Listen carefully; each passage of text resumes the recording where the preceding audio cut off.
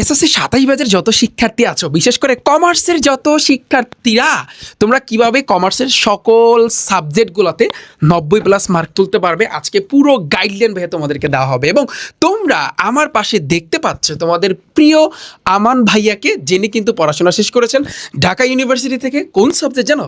হিসাব বিজ্ঞানে। আমি স্যারকে অনুরোধ জানাবো আমার শিক্ষার্থীদের মাঝে কিছু বলার জন্য। আসসালামু আলাইকুম সবাইকে। আমি মোহাম্মদ আমান আলম, ঢাকা ইউনিভার্সিটি থেকে অ্যাকাউন্টিং বিষয়ে পড়াশোনা শেষ করেছি।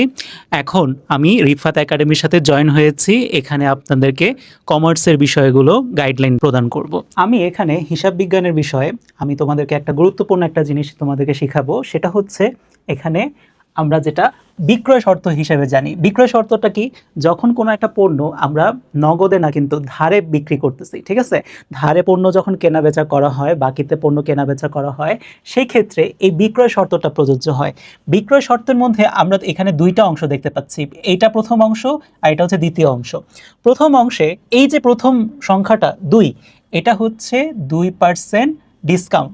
যদি আমি 2% ডিসকাউন্ট পেতে চাই তাহলে আমাদের 10 দিনের মধ্যে টাকাটা পরিশোধ করে দিতে হবে।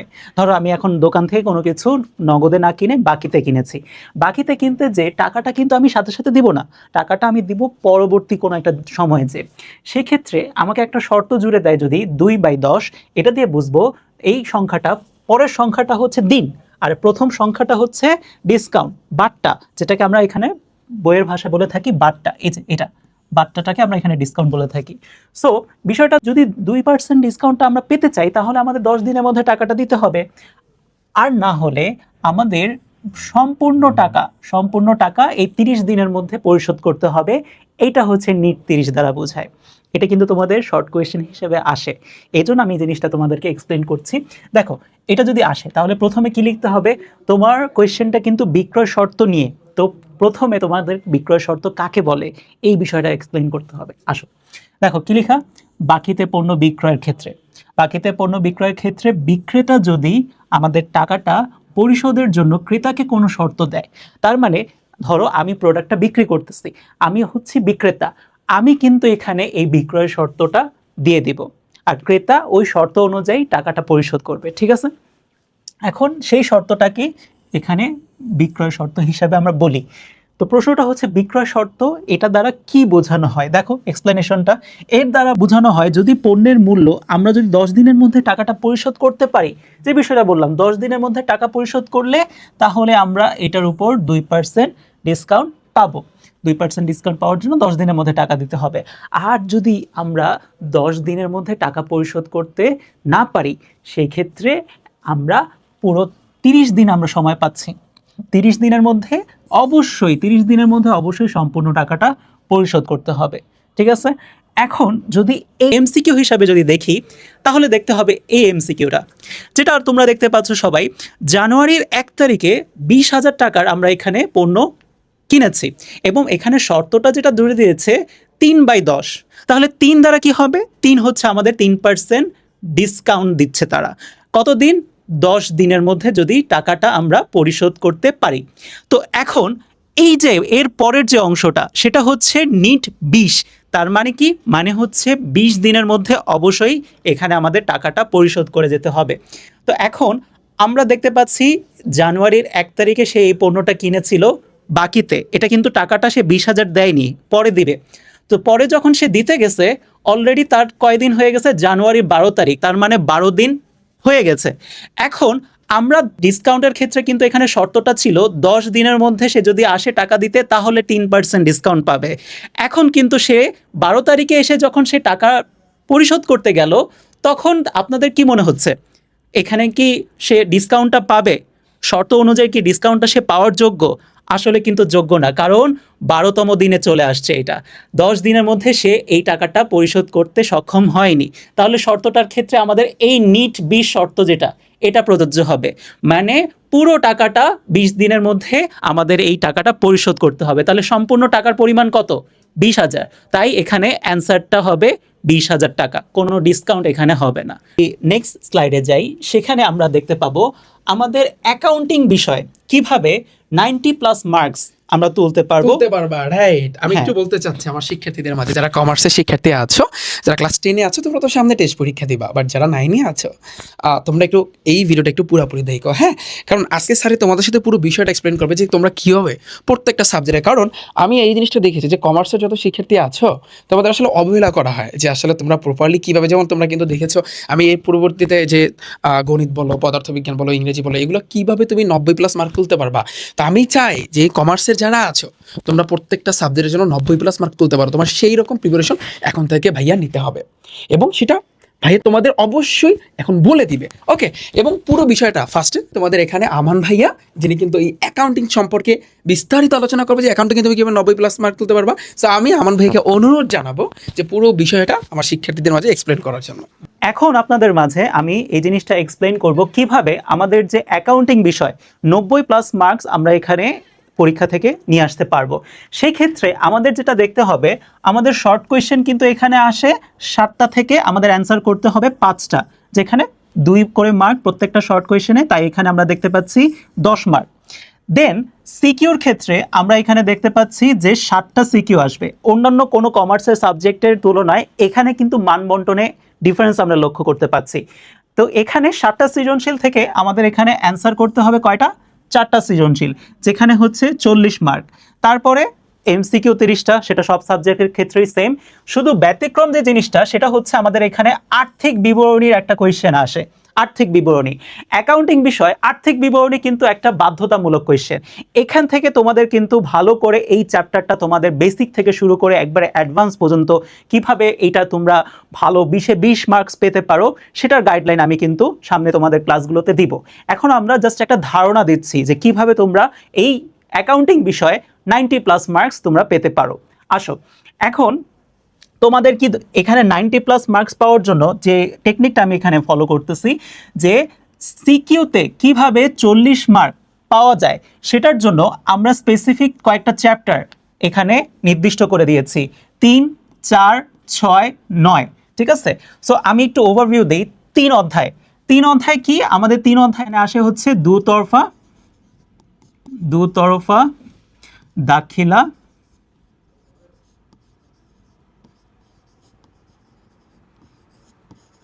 পদ্ধতি। আচ্ছা, এটা আমাদের অ্যাকাউন্টিং সাবজেক্টটার অ্যাকাউন্টিং বইয়ের মধ্যে সবচেয়ে ইজি একটা ম্যাথ, ঠিক আছে। কারণ এখানে যদিও আমরা বলতেছি দুতরফা দাখিলা পদ্ধতি, ম্যাথ কিন্তু আসে একতরফা দাখিলা পদ্ধতি। তোমরা কিন্তু বইয়ের এই 3য় অধ্যায় একবারে শেষ পৃষ্ঠাটা যেখানে আমাদের ম্যাথটা আসে সেটা হচ্ছে আমাদের একতরফা দাখিলা পদ্ধতি রিলেটেড, একতরফা দাখিলা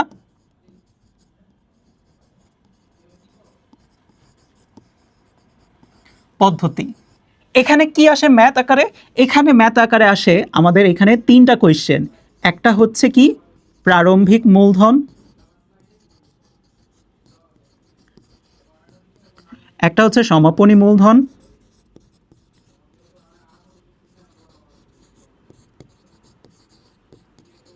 আরেকটা হচ্ছে লাভ অথবা ক্ষতি। আচ্ছা, অ্যাকাউন্টিং যে আমরা এখানে পড়তেছি আমাদের কিন্তু এই 2টা ওয়ার্ডের সাথে খুব ভালো করে পরিচিত হতে হবে, প্রারম্ভিক আর হচ্ছে সমাপনী। প্রারম্ভিক মানে বুঝবো আমরা বছরের শুরুতে আমাদের হিসাবগুলা খেয়াল করতে হবে। আমাদের কোয়েশ্চেনে কিন্তু লেখা থাকে যে বছরের শুরুতে আমাদের সম্পদের পরিমাণ ছিল এবং দায়ের পরিমাণ কত ছিল, ঠিক আছে। সেইগুলো আমরা এখানে নিয়ে আসব। তো প্রারম্ভিক মূলধন বের করার একটা টেকনিক হচ্ছে আমাদের প্রারম্ভিক যে সম্পদগুলো আছে, প্রারম্ভিক সম্পদ থেকে আমরা মাইনাস করব কি প্রারম্ভিক দায়, প্রারম্ভিক সম্পদ মাইনাস প্রারম্ভিক দায়। সো বছরের শুরুতে আমাদের কিছু সম্পদ থাকে, কারণ আমরা একটা যখন নতুন করে ব্যবসা শুরু করি অবশ্যই কিছু সম্পদ নিয়ে আমরা এখানে ব্যবসাটা শুরু করি। সবচেয়ে বড় সম্পদটা কি? নগদ টাকা, ক্যাশ টাকা। নগদ টাকা ছাড়া কিন্তু আমরা ব্যবসা করতে পারবোই না, চিন্তাই করা যায় না। তারপরে কি? ব্যাংকে টাকা, ব্যাংক হিসাব, মানে আমাদের ব্যাংক অ্যাকাউন্টে যত টাকা আছে এটা আমাদের সম্পদ। তারপরে আমাদের ব্যবসা প্রতিষ্ঠানের জন্য যে ফার্নিচার, আসবাবপত্র যেটা ব্যবহার করে থাকি সেটা আমাদের জন্য সম্পদ হবে, যন্ত্রপাতি এটা আমাদের সম্পদ। এই ধরনের সম্পদগুলো আমাদের কিন্তু চিনতে হবে। অ্যাকাউন্টিং পড়তে হলে অবশ্যই সম্পদগুলো চিনতে হবে তোমাদের। আর দায়, দায় কি কি হতে পারে? প্রথমত আমাদের ব্যাংক ঋণ। আমরা যদি ঋণের মাধ্যমে ব্যবসাটা শুরু করি তাহলে আমাদের কি বছরের শুরুতেই কিন্তু ঋণ নিয়ে এখানে হিসাবটা থাকবে। ঋণ থাকতে পারে, পাওনাদার থাকতে পারে, অথবা বকেয়া যে কোনো ধরনের খরচ, যেই টাকাটা ধরো আমি এখন বিদ্যুৎ বিল সবার কি এখন খুব বেশি আসতেছে, তো এই ক্ষেত্রে তো আমাদের প্রিপেড মিটার থাকার কারণে আমরা বিলটা কি করতে পারছি না, বকেয়া বা বাকি রাখতে পারতেছি না, আমাদের টাকাটা পরিশোধ করে দেওয়া লাগতেছে। কিন্তু এরকম যদি অন্য কোনো খরচ থাকে যেটা আমরা বাকি রাখতেছি, সেই বাকি খরচটা কিন্তু বকেয়া খরচটা আমরা কিন্তু এখানে দায় হিসাবে দেখাই। সো দেখতে পাচ্ছ প্রারম্ভিক মূলধন, এটা সেম কিন্তু সমাপনী মূলধনের ক্ষেত্রে। সমাপনী মূলধনের ক্ষেত্রে বিষয়টা কি আসবে? সমাপনী মানে হচ্ছে বছরের শেষে, বছরের শেষে আমাদের যত টাকার সম্পদ থাকবে এবং যত টাকার দায় থাকবে এই দুইটা মাইনাস করে যেটা পাবো সেটা হচ্ছে সমাপনী মূলধন। দেখো আমি এখানে লিখে দিচ্ছি, এই তিনটা সূত্র তোমরা যদি ভালো করে বুঝতে পারো তাহলে তোমরা অবশ্যই এই অধ্যায়ের যে কোয়েশ্চেনটা থাকে, 3 অধ্যায়ের যে কোয়েশ্চেনটা থাকে সেখান থেকে তোমরা ফুল মার্কস এটা নিয়ে আসতে পারবে। সমাপনী সম্পদ ভাগ বিয়োগ সমাপনী দায়। ঠিক আছে, দেখো সূত্রের মধ্যে মিল খুঁজে পাচ্ছ, প্রথম সূত্র দ্বিতীয় সূত্র একবারেই সেম, সম্পদ থেকে দায় মাইনাস করা হচ্ছে। তো বিষয়টা হচ্ছে তোমাদের প্রশ্ন থেকে বুঝতে হবে বছরের শুরুতে সম্পদ দায় কোনগুলো আর বছরের শেষে সম্পদ দায় কোনগুলো। ঠিক আছে, এই দুইটা আমরা এখানে দেখা যাচ্ছে যে কতে প্রারম্ভিক মূলধন, খতে সমাপনী মূলধন, এই দুইটা আমাদের বের করতে হয়। এখন আসো লাভ ক্ষতি। লাভ ক্ষতি বের করার যে আমি সূত্রটা যদি আমি এখানে তোমাদেরকে লিখে বুঝাই তাহলে তোমরা খুব ভালো করে কিন্তু বুঝতে পারবে যে এই দুইটা মান আমাদের কিন্তু প্রারম্ভিক মূলধন এবং সমাপনী মূলধনের মান দুইটা কিন্তু এখানে দরকার। তো এখানে হচ্ছে সমাপনী মূলধন প্লাস উত্তোলন। আচ্ছা, প্রথম অংশটা তো আমরা সমাপনী মূলধন বুঝতেই পারছি আগে থেকে, ঠিক আছে। উত্তোলন জিনিসটা কি?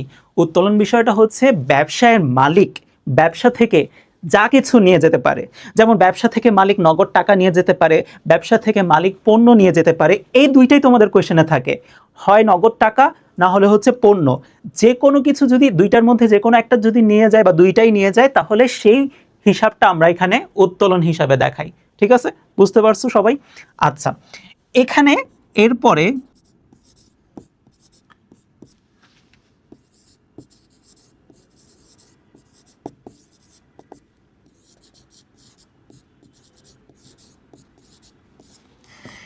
এই অংশটা কি সবাই বুঝতেছে? আমরা এই প্রথম অংশটা সমাপনী মূলধন প্লাস উত্তোলন এই দুইটা যোগ করে যে অ্যামাউন্টটা পাবো তার সাথে প্রারম্ভিক মূলধন প্লাস অতিরিক্ত মূলধন। অতিরিক্ত মূলধন জিনিসটা বোঝাই, দেখো একটা মালিক ব্যবসার শুরুতে ধরো 5 লাখ টাকা নিয়ে ব্যবসা শুরু করেছে, এখন নিত্য প্রয়োজনীয় জিনিসপত্র দাম বাড়ার কারণে তার যে মূলধনটা ছিল 5 লক্ষ টাকা এটা কিন্তু বর্তমানের পরিস্থিতিতে যথেষ্ট নাও হতে পারে। দেখা যেতে পারে তার 5 লক্ষ টাকা মূলধন থেকে সম্পূর্ণ টাকাটাই তার ব্যবসার পিছনে খরচ হয়ে যেতে পারে। তাহলে ব্যবসাটা ভালোভাবে চালিয়ে নিয়ে যেতে হলে তার কিন্তু এই মূলধনের ছাড়াও বছরের মাঝে কিছু অতিরিক্ত মূলধন নিয়ে আসা প্রয়োজন পড়তে পারে। ঠিক আছে, কারণ যদি তার মূলধন পরিপূর্ণ শেষ হয়ে যায় তাহলে ব্যবসাটা সে কিভাবে চালু রাখবে, ব্যবসাটা কিভাবে সে আগামী বছরগুলোতে কন্টিনিউ করতে পারবে। এর জন্য দরকার কি আমাদের অতিরিক্ত মূলধন। সে এই মালিকটা তার ব্যবসার প্রয়োজনে অতিরিক্ত মূলধন ব্যবসায় কিন্তু নিয়ে আসতে পারে এবং বছরে সেটা মাঝে হবে। সেটা কিন্তু আমাদের প্রশ্নে ভালো করে তোমাদের বুঝে পড়ে এই জিনিসটা খুঁজে আইডেন্টিফাই করতে হবে। ঠিক আছে, সেটা আমরা দেখা যাচ্ছে যে আমাদের ক্লাসগুলোতে আছে, পেইড ক্লাসগুলো, সেগুলো তোমরা যদি ফলো করো সেখানে আমরা শিখিয়ে দেব। এখন আমরা জাস্ট একটা ওভারভিউ দিচ্ছি। দেখো এই তিনটা সূত্র যদি তুমি পারো তাহলে তুমি 3 অধ্যায় থেকে যে সৃজনশীলটা আসবে পুরোপুরি পূর্ণাঙ্গ 10-এ 10 তুমি এখানে পাবে মার্কস। 3 অধ্যায়ের আমরা এটা ওভারভিউ দিলাম। তারপরে আমরা এখানে আসি, এরপরে অধ্যায় 4। অধ্যায় 4টা কি নিয়ে আছে? অধ্যায় 4টা হচ্ছে আমাদের মূলধন জাতীয় লেনদেন এবং মুনাফা জাতীয় লেনদেন নিয়ে আছে। তাহলে এখন তোমাদের যে মূলধন জাতীয় লেনদেন এবং মুনাফা জাতীয় লেনদেন সম্পর্কে একটা বেসিক আলোচনা করি। ঠিক আছে, তাহলে তোমাদের বুঝতে পারবে কিভাবে তোমরা পড়াশোনা করবে। আসো, প্রথমে আমরা অ্যাকাউন্টিংয়ে যে পড়তেছি, কি পড়তেছি? লেনদেন। এই লেনদেনগুলোকে আমরা প্রধানত 2টা ভাগে ভাগ করতে পারি। একটা হচ্ছে মূলধন জাতীয় লেনদেন, আরেকটা হচ্ছে মুনাফা জাতীয় লেনদেন। মূলধন জাতীয় আর হচ্ছে মুনাফা জাতীয়। এখন মূলধন জাতীয় লেনদেন এবং মুনাফা জাতীয় লেনদেন, এই দুইটা লেনদেনের মধ্যে বেসিক যে পার্থক্যটা আছে সেটা হলো যে আমরা একটা ব্যবসা প্রতিষ্ঠানে যদি একটা ফার্নিচার কিনি, আসবাবপত্র কিনি, সেখান থেকে আমরা কোন ধরনের সুবিধা পাবো? দীর্ঘমেয়াদী সুবিধা পাওয়া যাবে। ধরো চেয়ার, টেবিল, ঠিক আছে, এইগুলো হচ্ছে আমাদের প্রতিষ্ঠানে, ব্যবসা প্রতিষ্ঠানে আসবাবপত্র। এখান থেকে কি আমরা দীর্ঘমেয়াদী সুবিধা পাবো, মানে লং টার্ম আমরা এখানে এই বিষয়টা বা এই সম্পদটা আমরা ব্যবহার করতে পারছি। সেটা আমি উদাহরণটা কি দিলাম? আসবাবপত্র। আসবাবপত্র এটা যদি আমরা কিনি, সেটা আমাদের এখানে মূলধন জাতীয় লেনদেন হবে। আসবাবপত্রের সাথে আমি যদি এখানে একটা বিষয় তুলনা করি, সেটা হচ্ছে মণিহারি। এটা কি তোমরা জানো মণিহারি কি?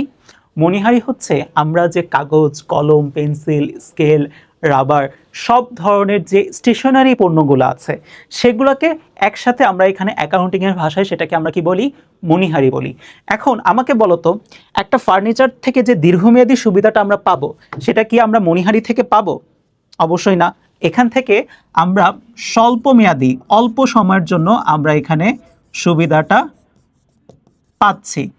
এই বিষয়টা তোমাদের এখানে মূলধন জাতীয় লেনদেন এবং মুনাফা জাতীয় লেনদেনের ক্ষেত্রে তোমাদের বেসিকটা আমি এখানে আলোচনা করলাম। তো এই টাইপের কোয়েশ্চেনগুলো আমাদের 4 অধ্যায় থেকে আসে। তারপর কি 6 অধ্যায় জাবেদা, এটা একটা বিস্তারিত আলোচনা। আমি তোমাদেরকে বলবো যে এইটার জন্য তোমাদের খুব ভালো পরিশ্রম করতে হবে, কারণ জাবেদা শিখতে কিন্তু কয়েকটা পদ্ধতি আছে, সেটা আমি এখানে আলোচনা করব না। জাস্ট আমি তোমাদেরকে বলবো যে এখানে এই অধ্যায়টা নিয়ে ভালো করে তোমাদের শিখতে হবে। আর 9 অধ্যায় রেওয়া মিল। রেওয়া মিল সম্পর্কে যেটা বিষয় আমি তোমাদেরকে বলি, সেটা হচ্ছে রেওয়া মিল কি? রেওয়া মিল হচ্ছে এমন যে আমরা যে যতগুলো অ্যাকাউন্টিংয়ের হিসাবগুলো করি, অ্যাকাউন্টিংয়ের হিসাবগুলো করার ক্ষেত্রে আমরা একটা জিনিস সবাই কিন্তু চিনি। সেই জিনিসটা কি? সেটা হচ্ছে, একটা জিনিস হচ্ছে ডেবিট, আর একটা হচ্ছে ক্রেডিট। এখন রেওয়া মিলে আমরা কি করে থাকি? রেওয়া মিলে যে জিনিসটা করে থাকি, যে ম্যাথগুলো যে আমরা এখানে হিসাবগুলো লিখবো, ঠিক আছে, বিভিন্ন হিসাব থাকবে। আমরা যেরকম একটু আগে দেখলাম আসবাবপত্র, ঠিক আছে, এগুলা মণিহারি। তো কিছু হিসাব থাকবে আমরা এগুলা ডেবিট পাশে লিখব, এবং কিছু হিসাব থাকবে যেগুলো আমরা এখানে ক্রেডিট পাশে লিখব। তো ফাইনালি যে কি হবে, আমাদের রেওয়া মিলের ডেবিট পাশটা আর হচ্ছে ক্রেডিট পাশটা, এই দুইটা কি হবে? সমান হবে। যদি আমরা এটা সমান করতে পারি, তাহলে আমরা পরীক্ষার হলে বসেই রেওয়া মিল যে আমাদের 100% সঠিক আছে কিনা, এটা কিন্তু আমরা পরীক্ষা হলেই বুঝতে পারবো।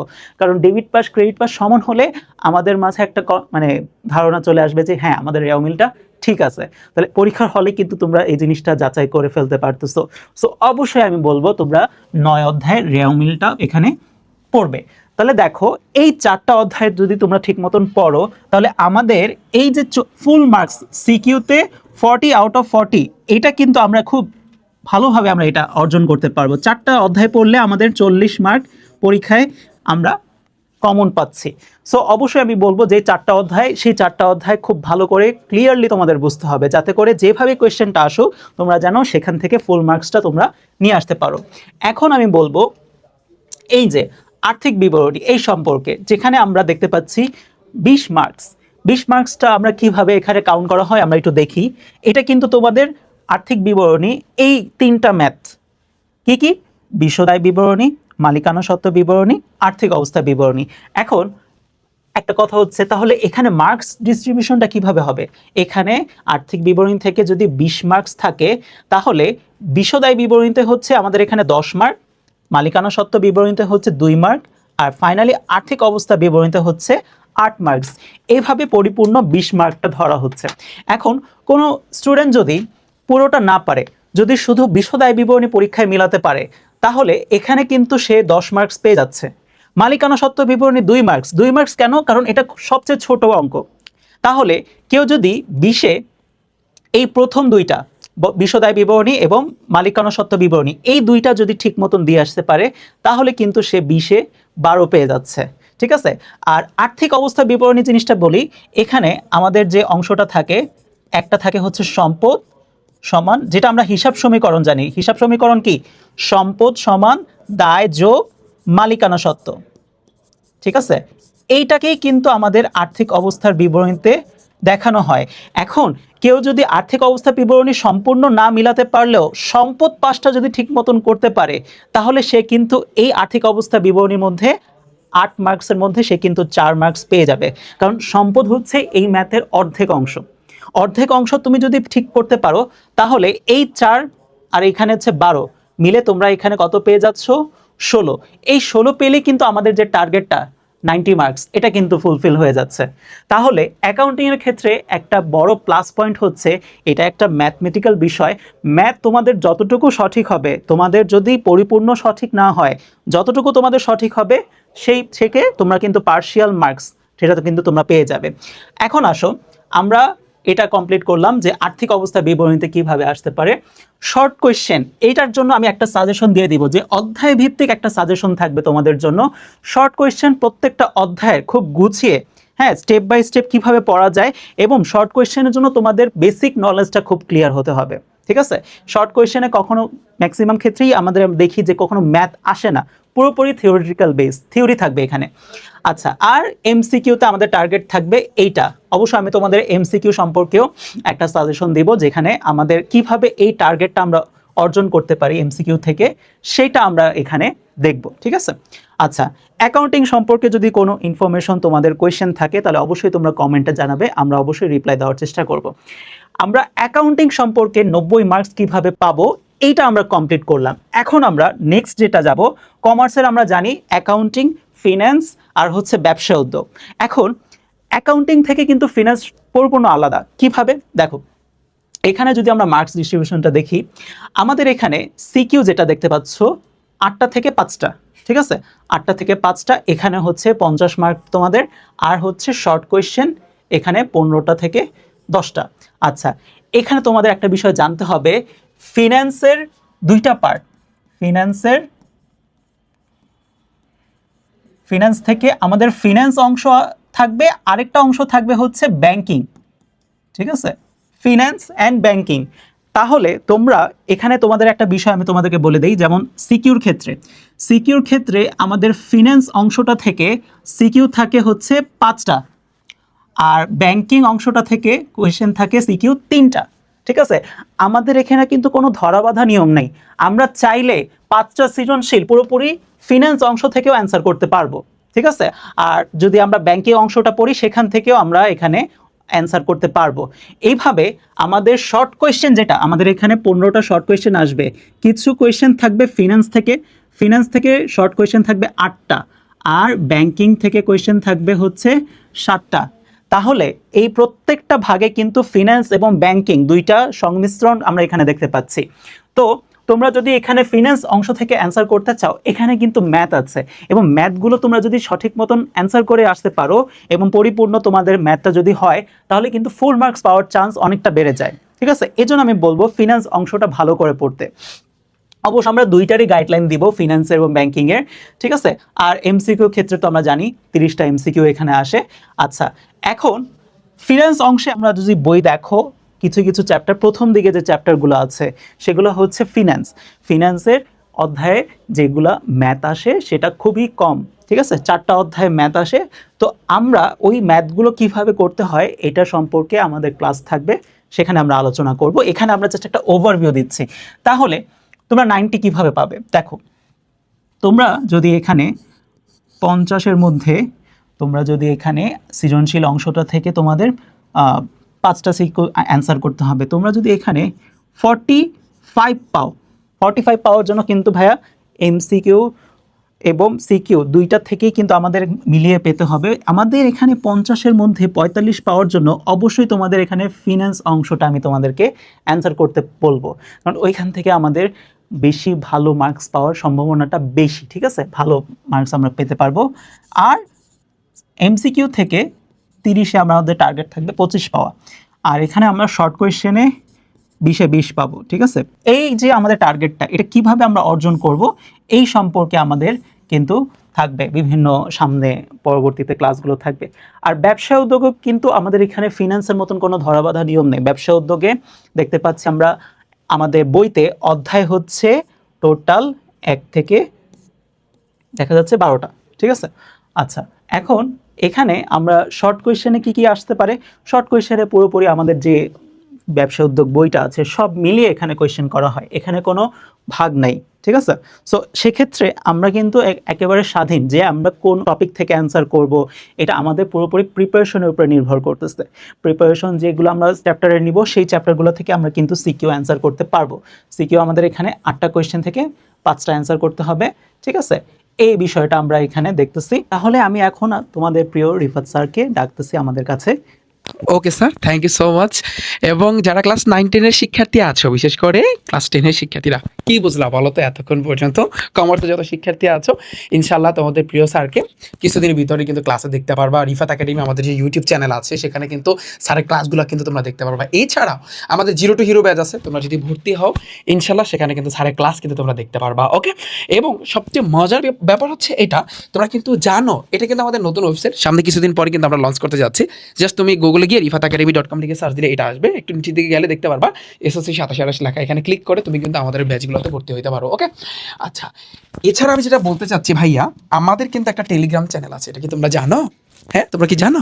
দেখো এখানে আমরা কি করব, তোমরা জানো যে 90 দিনের কিন্তু আমি একটা কি দিছি, রুটিন দিছি। যারা ক্লাস 10-এর আছো জাস্ট একটু পরিশ্রম করো ভাইয়া, এবং সেখানে যেভাবে বলছে ডেলি একটা চ্যাপ্টার, ওই একটা চ্যাপ্টারে কিন্তু আমরা কিন্তু সাজেশন তোমাদেরকে দিব। যেমন কমার্সে যতগুলো সাবজেক্ট আছে ওই রুটিন অনুযায়ী ইনশাল্লাহ এই টেলিগ্রাম চ্যানেলে তোমরা কিন্তু সাজেশন পেয়ে যাবা।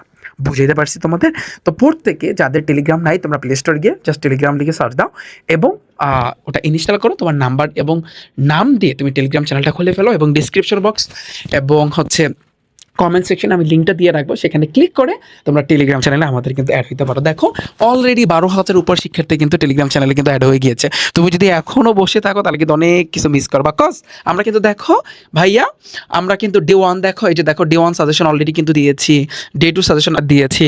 এইখানে যে ভয়েসটা দেখতে পারতেছো, এখানে আমি নিজে কিন্তু ভয়েস দিই এখানে, বুঝছো? আমি ডিরেকশন দিই, সব কিছু কিন্তু আমি এখানে দিব।